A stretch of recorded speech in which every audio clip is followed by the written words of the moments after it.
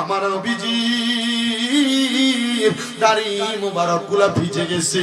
আমি জিজ্ঞাসা করলাম, ও মায়ের নবী গো, আপনি কেন এমন ভাবে কান্না করেন?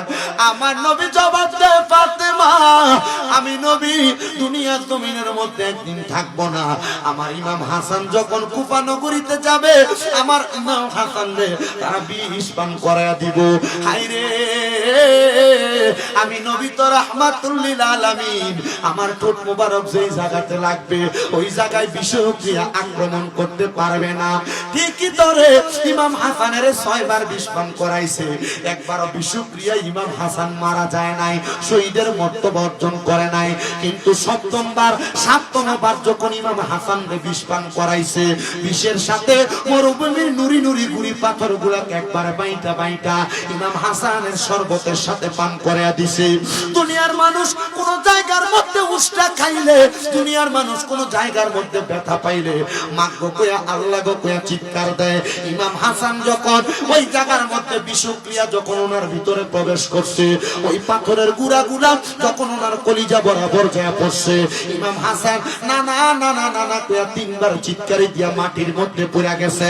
ইমাম হোসেন পার্শ্ববর্তী মাঠ থেকে দৌড়ে আইসা ডাক দিয়া কয়, ভাই আপনি যে নানা কইয়া চিল্লানি দিয়া পড়ে গেলেন, কারণটা কি? আপনারে কে বিষ পান করাইছে? এর আগে তো আপনারে আরো 6 বার বিষ পান করাইছে। আপনি ইন্তেকাল করেন নাই, কেউ কি আপনারে আঘাত করছে? ইমাম হুসাইন তরবারিটা বাহির করে ফেলছে। ডাক দিয়া কয়, একবার নামটা বলেন, আপনি নাম বললে আমি তাদের বংশ ধ্বংস করে দিব। বলে না রে, বলে না। উনি তখন কোরআনের আয়াত তেলাওয়াত করে, ইন্নাল্লাহা মাআস সাবিরিন।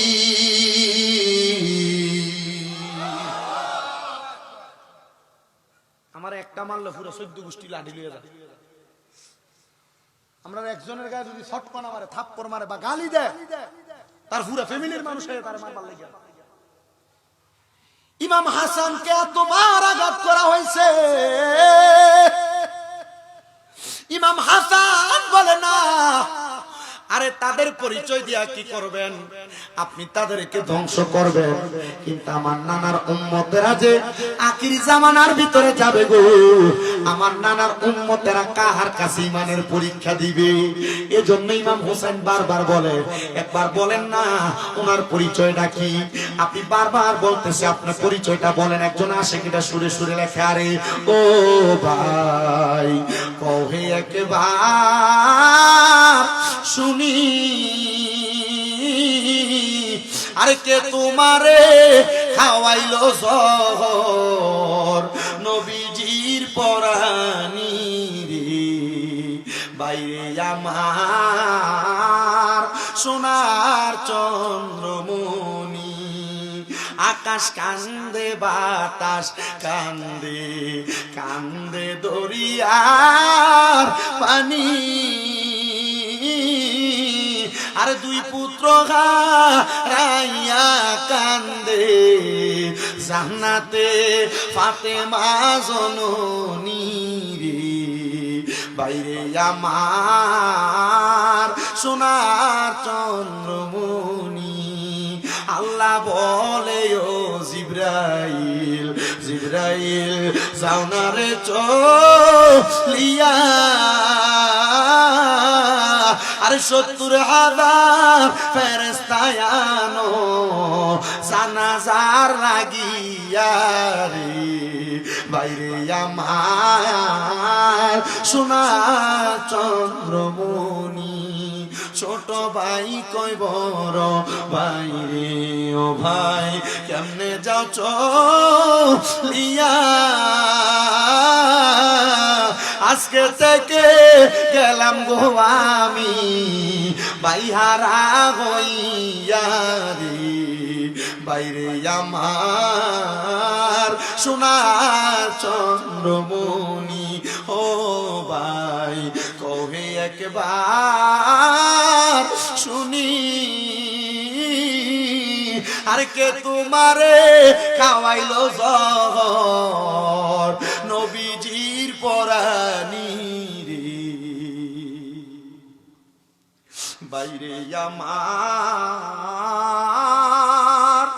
সোনার চন্দ্রমণি।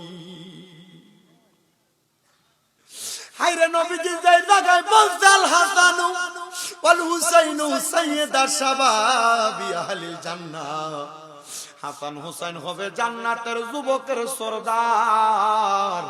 কেমনে রে ইমাম হাসান রে বিষ পান করাইছে, কেমনে রে ইমাম হুসাইনের গলাতে ছুরি চালাইছে।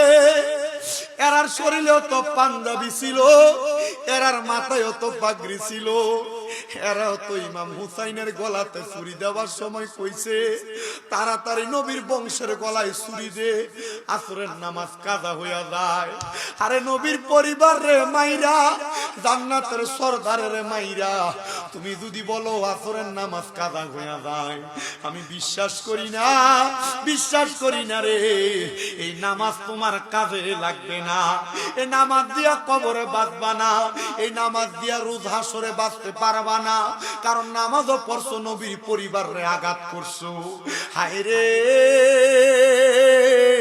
ইমাম হাসানের শাহাদাতের সময় ডাক দিয়া কই বড় ভাই ইমাম হুসাইন, ছোট ভাই ইমাম হুসাইন, আপনি যদি আরেকবার আমার নানা রওজা মুবারকের সামনে যান, আমি ইমাম হাসান ইন্তেকালের আগে, শাহাদাতের আগে আপনার কাছে একটা কথা আবদার করে যাই, আপনি আমার নানা রওজা মুবারকে আমার একবার সালাম দিয়েন।